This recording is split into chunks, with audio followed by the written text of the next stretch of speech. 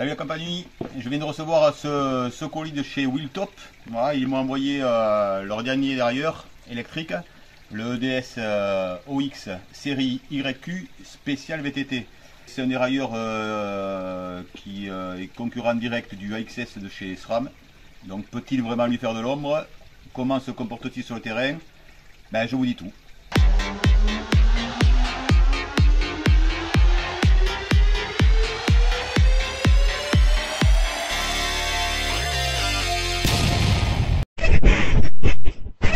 Bienvenue dans cette nouvelle vidéo, j'espère que vous allez bien. Alors comme je vous disais dans l'intro, Wheeltop m'a envoyé gracieusement leur dernier dérailleur spécial VTT pour que je puisse vous le présenter et surtout le tester. Quand vous allez commander votre dérailleur, vous allez recevoir dans cette belle boîte noire. Voilà, donc joli packaging quand même, avec écrit le nom de la marque ici. Voilà, derrière vous avez aussi quelques indications avec des pictogrammes de certification. Voilà. Voilà. Alors, à l'intérieur on voit le logo de contrôle du produit. Ici on trouve la notice avec le petit QR code pour télécharger l'application, puisque ce dérailleur a une application dédiée pour pouvoir faire des réglages. Voilà, ici on a la notice traduite en anglais et en chinois. Voilà, petite notice. Hop. Et alors, attention, voyons ce qu'il y a dedans. Alors, la télécommande déjà. Donc, jolie télécommande. Alors, il y a une pile que vous changez à peu près toutes les 20 000 utilisations, 20 000 clics. Voilà. Ensuite, ici, on a le cordon USB pour recharger la batterie du dérailleur. Et là, on a le dérailleur. Voilà. Joli dérailleur, tout en aluminium. Bon, il y a des parties plastiques. Au niveau des galets, c'est bien fini quand même. Alors, vous avez une vis de réglage ici, cette première vis qui sert à régler la distance des galets entre les galets et la cassette. Et ici vous avez les deux vis de réglage de butée haute et butée basse. Au niveau du poids, on est sur 462 grammes, donc dérailleur et télécommande compris, 462 grammes. Alors ce qu'il y a de bien, c'est que c'est déjà appareillé, comme vous pouvez le voir. Vous voyez, il n'y a rien à faire. Donc à chaque fois qu'on appuie, il y a un petit LED vert qui s'allume ici, également sur le dérailleur. Pour la charge de la batterie, donc vous utilisez le petit cordon qui est fourni avec. Alors c'est tout simple, hein. Hop, on va pousser ça. Donc vous avez ici une partie qui est aimantée. Voilà, que vous mettez tout simplement ici. Voilà. Et ça charge. Alors malheureusement la batterie n'est pas amovible, ce qui est un peu dommage, mais par contre elle a une grosse capacité de 800 mAh. Alors, comparé au dérailleur de chez SRAM qui fait que 300 mAh, si je me souviens bien. Voilà, c'est largement suffisant pour les sorties VTT. Alors ce dérailleur est fait pour les utilisateurs de VTT qui souhaitent des changements de vitesse rapides et efficaces. Comparé à un dérailleur mécanique, ce dérailleur est pour moi un choix judicieux, car il offre un pilotage plus doux, garantissant aux cyclistes un confort d'utilisation. En plus, le DS OX YQ bénéficie de toutes les fonctions améliorées et reste à la pointe de la technologie, avec notamment sa connectivité sans fil, ses changements de vitesse fluides, et surtout il est adaptable de 3 à 14 vitesses. Avec son amortissement multiniveau, le EDS OX YQ garantit toujours une tension de chaîne optimale pour un changement de vitesse plus silencieux. Ce dérailleur est bien sûr étanche à l'eau IP67, comme ça au moins vous pourrez sortir par tous les temps.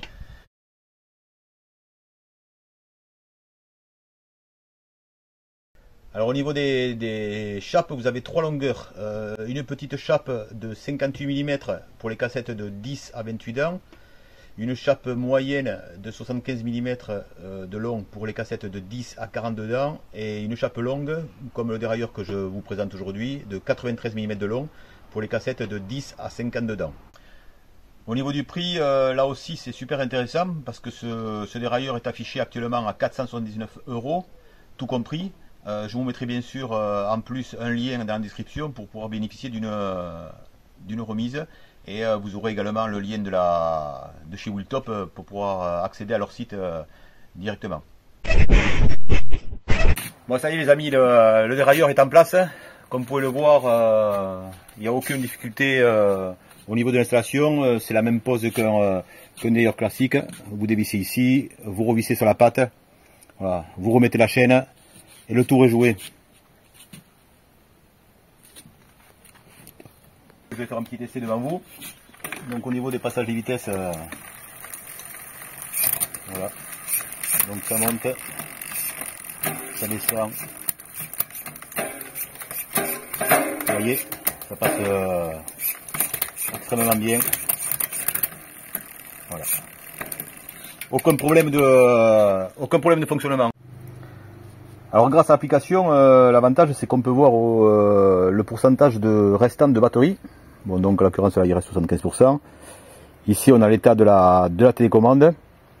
On peut également, quand vous appuyez là, faire un suivi d'itinéraire avec la vitesse et le parcours qui peut s'inscrire. Et ici on a les réglages. Donc on peut faire un réglage des vitesses ici. Donc là, en l'occurrence, c'est 12 vitesses, mais bon, voilà, on peut régler de 3 à 14 vitesses. Ensuite, qu'est-ce qu'on a? On a l'étalonnage. Donc l'étalonnage, ça sert à faire les réglages fins si vous avez un souci au niveau du passage des vitesses. Et ensuite, ici, c'est le profil avec les infos personnelles et aussi les mises à jour qu'il y a à faire si éventuellement vous avez des mises à jour à faire. Donc maintenant que tout est monté, tout a l'air de bien fonctionner, on va aller faire un petit essai sur le terrain. Donc je me prépare et on se retrouve sur place. Allez, à de suite. Ben voilà les amis, j'ai mis la tenue qui va bien. Je suis prêt à y aller, faire ce petit test. Le vélo est là, le dérailleur est normalement bien réglé, tout est prêt. Donc allez, on perd pas de temps, on va essayer ça de suite sur le terrain. Allez, on est parti, mais on commence par une montée. On va essayer, on va voir un petit peu comment se passe le changement de vitesse. Avec un peu de charge sur les pédales. Alors, on attaque un peu plus de pente ici, avec plus de pourcentage. Hop, je monte le rapport. Voilà, nickel. Alors, au niveau du bouton, voilà, le pouce se positionne bien. Il y a un léger décalage entre les deux boutons là pour vous indiquer sur lequel il faut appuyer pour monter ou descendre les vitesses. Ça permet d'avoir un repère, c'est pas mal. Donc le bouton qui est un peu plus enfoncé sert à descendre les vitesses et l'autre sert à les monter. Alors ce qu'il y a de bien aussi, c'est qu'en descente, on peut passer les vitesses une par une en appuyant voilà, à chaque fois sur le bouton, mais on peut également les descendre à la volée en restant appuyé sur le bouton et là les vitesses passent d'un coup. C'est très pratique quand on veut changer les rapports rapidement.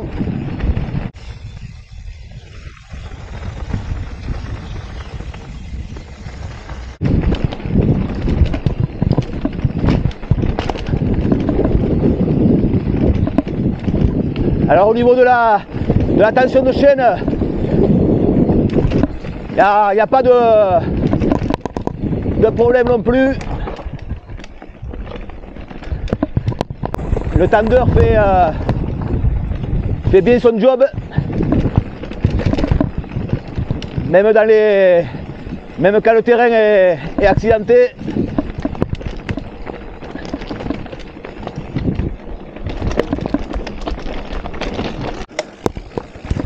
Alors bien sûr aujourd'hui ce n'est qu'un petit test, mais je vous ferai dans quelques mois un petit point pour savoir si ce dérailleur est fiable. Pour l'instant il fonctionne très bien, le passage des vitesses est rapide et fluide, et je dois dire aussi que la finition est de bonne qualité, et pour le prix ce dérailleur vaut vraiment le coup. Le seul défaut serait peut-être la batterie qui n'est pas amovible, ce qui oblige d'avoir une prise de courant à proximité du vélo pour la recharger. Et le deuxième point négatif est la notice d'utilisation qui n'est pas bien traduite. Et voilà. Mais voilà les amis, ce petit test rapide de terrain est terminé. Surtout si vous avez des questions, l'espace commentaire est fait pour ça, et n'hésitez pas à me poser des questions. Je me ferai un plaisir de vous y répondre. Voilà, j'espère que ce petit test vous a plu, et moi je vous dis à plus pour une prochaine vidéo. Allez, ciao ciao.